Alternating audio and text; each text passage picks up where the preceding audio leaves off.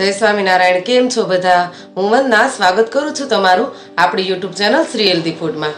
આજે આપણે બ્રેડ કે બહારની કોઈ પણ સામગ્રી વગર ઘરની બધી જ સામગ્રીમાંથી રવા મસાલા સેન્ડવિચ બનાવવાની છે, જે સ્વાદમાં તો સરસ છે જ પણ સાથે સાથે હેલ્ધી પણ છે। તો રવા મસાલા સેન્ડવિચ બનાવવાનું શરૂ કરીએ એ પહેલાં જો તમે હજી સુધી આ ચેનલ ઉપર નવા હોય અને તમને મારી દરેક રેસીપી ગમતી હોય તો આપણી યુટ્યુબ ચેનલ શ્રી હેલ્ધી ફૂડને લાઇક, શેર અને સબસ્ક્રાઈબ કરવાનું ભૂલતા નહીં, અને સાથે સાથે સાઈડમાં આપેલું બેલ આઇકન પણ જરૂરથી દબાવજો, જેથી તમને મારા દરેક વિડીયોની નોટિફિકેશન સૌથી પહેલાં મળે। તો ચાલો ફટાફટ રવા મસાલા સેન્ડવિચ બનાવવાનું શરૂ કરીએ। રવા મસાલા સેન્ડવિચ બનાવવા માટે અહીંયા આપણે એક તપેલીની અંદર 2 વાટકી રવો ઉમેરવાનો છે। ત્યાર પછી તેની અંદર 1 ચમચી જેટલું મીઠું એડ કરશું, પછી 1.5 ગ્લાસ જેટલું પાણી એડ કરવાનું છે। બેટર આપણે થોડું જાડું જ રાખવાનું છે, એટલે પાણી ઓછું એડ કરવું। ત્યાર પછી 1.5 ચમચા જેટલું ખાટું દહીં એડ કરવાનું છે। હવે બધી વસ્તુને બરાબર મિક્સ કરી લઈએ। બધી વસ્તુ બરાબર મિક્સ થઈ જાય ત્યાર પછી તેને ઢાંકીને 3 કલાક માટે મૂકી દઈશું, જેથી કરીને આપણો રવો સરસ પલળી જાય। તમે જોઈ શકો છો 3 કલાક જેવું થઈ ગયું છે અને આપણો રવો પણ સરસ પલળી ગયો છે અને ફૂલી ગયું છે। હવે આની અંદર આપણે બ્લેન્ડર કરી લેવાનું છે, જેથી આપણું ખીરું એકદમ સરસ બનીને તૈયાર થાય। તમે જોઈ શકો છો રવાનું ખીરું એકદમ સ્મૂથ બનીને તૈયાર થઈ ગયું છે। એકદમ આવું ખીરું આપણે તૈયાર કરવાનું છે। હવે આપણું ખીરું તૈયાર થઈ ગયું છે, આને એક બાજુ મૂકી દઈએ અને મસાલા સેન્ડવિચ બનાવવા માટેનો મસાલો તૈયાર કરી લઈએ। અહીંયા આપણે 6 નંગ બટેકા, 1 મોટી ચમચી આદુ મરચીની પેસ્ટ, 1 મોટા ટમેટાને ચોપ કરીને લીધેલું છે અને 100 ગ્રામ જેટલા વટાણા લીધા છે। હવે એક પેનની અંદર 2 ચમચા જેટલું તેલ એડ કરવું। તેલ થોડું ગરમ થાય ત્યાર પછી તેની અંદર 1 ચમચી જીરું એડ કરવું, અડધી ચમચી જેટલી હિંગ, 8 થી 10 લીમડાના પત્તા, ત્યાર પછી 1 ચમચી જે આપણે આદુ મરચીની પેસ્ટ લીધી છે તે એડ કરવી, મિક્સ કરી લઈએ। ત્યાર પછી તેની અંદર વટાણા એડ કરશું, મિક્સ કરી લઈએ। 2 મિનિટ માટે પેનને આપણે ઢાંકી દેવાનું છે, જેથી કરીને વટાણા સરસ ફૂટી જાય। ખોલી લઈએ। હવે પેનની અંદર આપણે ટમેટા એડ કરશું, ઝીણા ચોપ કરેલા, મિક્સ કરી દઈએ બધી વસ્તુને।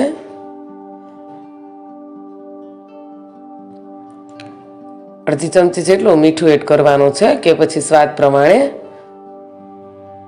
રવા મસાલા સેન્ડવિચ સ્વાદમાં ખૂબ જ સરસ થાય છે અને બનાવવામાં પણ ઇઝી છે। ગેસની ફ્લેમ ધીમી કરી 2 મિનિટ માટે પેનને આપણે ઢાંકી દઈશું, જેથી કરીને આપણા ટમેટા સરસ એકરસ થઈ જાય। 2 મિનિટ થઈ ગઈ છે અને તમે જોઈ શકો છો ટમેટા સરસ એકરસ થઈ ગયા છે।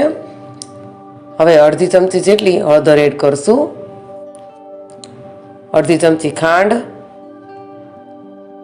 અને અડધા લીંબુનો રસ એડ કરવાનો છે, મિક્સ કરી દઈએ।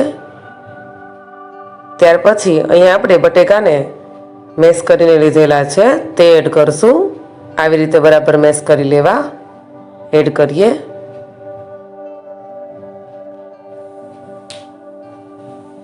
મિક્સ કરી લઈએ બધી વસ્તુને। મસાલો બનીને તૈયાર થઈ ગયો છે। ઉપરથી ઝીણા ચોપ કરેલા ધાણા એડ કરશું અને હવે ગેસની ફ્લેમ બંધ કરી દેવાની છે। મિક્સ કરી લઈએ બધી વસ્તુને। રવા સેન્ડવિચ મસાલા માટેનો મસાલો બની ગયો છે અને હવે આપણે અહીંયા જે ખીરું લીધું હતું તેની અંદર 1 ચમચી જેટલો ઈનો એડ કરવાનો છે અને બરાબર ફેટી લેવાનું છે, જેથી કરીને આપણા બેટરની અંદર સરસ જાળી પડી જાય। તમે જોઈ શકો છો આવી રીતે એક જ બાજુથી આપણે બેટરને ફેટવાનું છે। 2 મિનિટ સુધી સતત આવી રીતે ફેટ્યા કરશું। હવે આપણું બેટર બનીને સરસ તૈયાર થઈ ગયું છે. અહીંયા એક આપણે ઢોસાનો તવો લેવાનો છે. તેની ઉપર આપણે 2 થી 3 ટીપા જેટલું ઓઇલ એડ કરશું. તવો બરાબર ગરમ થાય ત્યાર પછી આપણે કોઈ રોટલીના કે ભાખરીની મદદથી તવા ઉપર બરાબર તેલને ઘસી લેવાનું છે. આ કરવાથી તમારો ઢોસો, પુડલા કે કોઈ પણ બીજી ત્રીજી વસ્તુ ક્યારેય નહીં બગડે. તો આ પ્રોસેસ જરૂરથી કરવી. હવે કપડાની મદદથી આપણે તવાને લૂછી લેવાનો છે બરાબર. ત્યાર પછી તૈયાર કરેલું ખીરું એડ કરશું. એક કળછીની મદદથી થોડો નાનો એવો ગોળ રાઉન્ડ બનાવવાનો છે. આવી રીતે, બહુ ફેલાવાનું નથી. આવી રીતે 2 આપણે નાના નાના ખીરાના રાઉન્ડ બનાવી લેવાના છે. તમે જોઈ શકો છો. કળશીની મદદથી થોડી થોડી ધાર કરી અને આપણે રાઉન્ડ બનાવશું. ફેલાવાના નથી બહુ.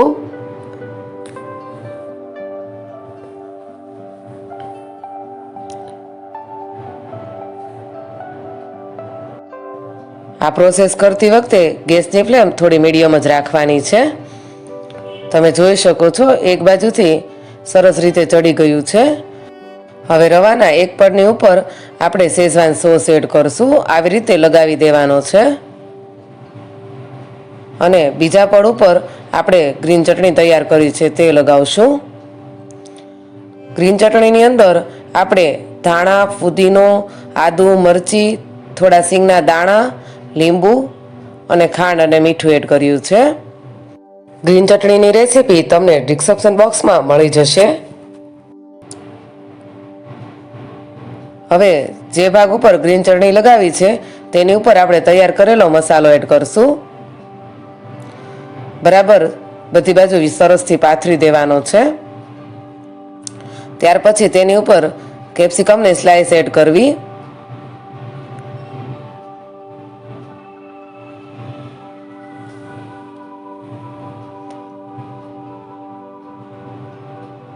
પછી બીટના ઝીણા ઝીણા ટુકડા કરેલા છે તો તે એડ કરવા.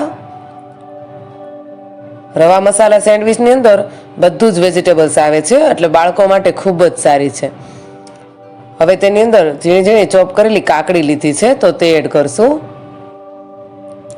અને અહીંયા આપણે ટમેટાને આવી રીતે રાઉન્ડ શેપમાં કટ કરી લીધા છે તો તે એડ કરીએ. હવે ઝીણા ચોપ કરેલા ધાણા એડ કરશું.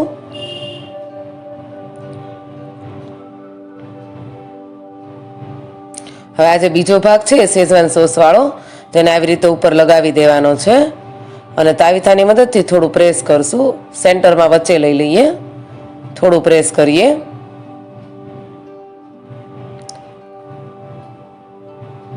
જોવામાં જેટલી સારી છે સ્વાદમાં પણ એટલી જ સારી છે. તો જરૂરથી બનાવવાની ટ્રાય કરજો આ યુનિક રવા સેન્ડવિચ.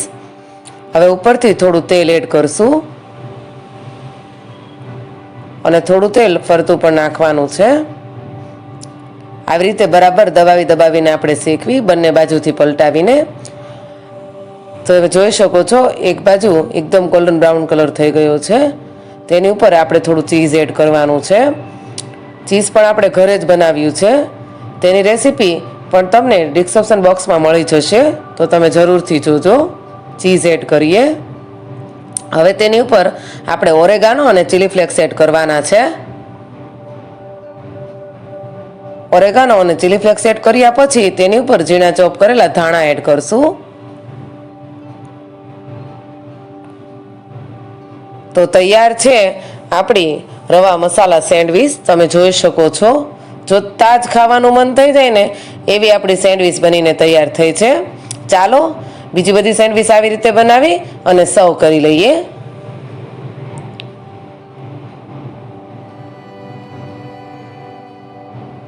તો હવે આપણી બધી સેન્ડવિચ બનીને તૈયાર થઈ ગઈ છે. સર્વ કરી દઈએ. આવી રીતે વચ્ચેથી 2 ભાગ કરી લેવાના છે. તમને મારી આ યુનિક રવા મસાલા સેન્ડવિચ કેવી લાગી તે કોમેન્ટમાં જરૂરથી લખીને મોકલજો.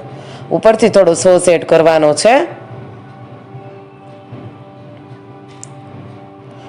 અને આ સેન્ડવિચને આપણે ગ્રીન ચટણી સાથે સર્વ કરશું. તો જોતાં જ ખાવાનું મન થઈ જાય એવી આપણી રવા મસાલા સેન્ડવિચ તૈયાર છે. જો તમને મારી આ રેસીપી ગમી હોય તો આપણી યુટ્યુબ ચેનલ શ્રી હેલ્ધી ફૂડને લાઇક, શેર અને સબસ્ક્રાઈબ કરવાનું ભૂલતા નહીં. ફરી મળીએ આવા ને આવા નવા વિડીયો નવી રેસીપી સાથે. જય સ્વામિનારાયણ.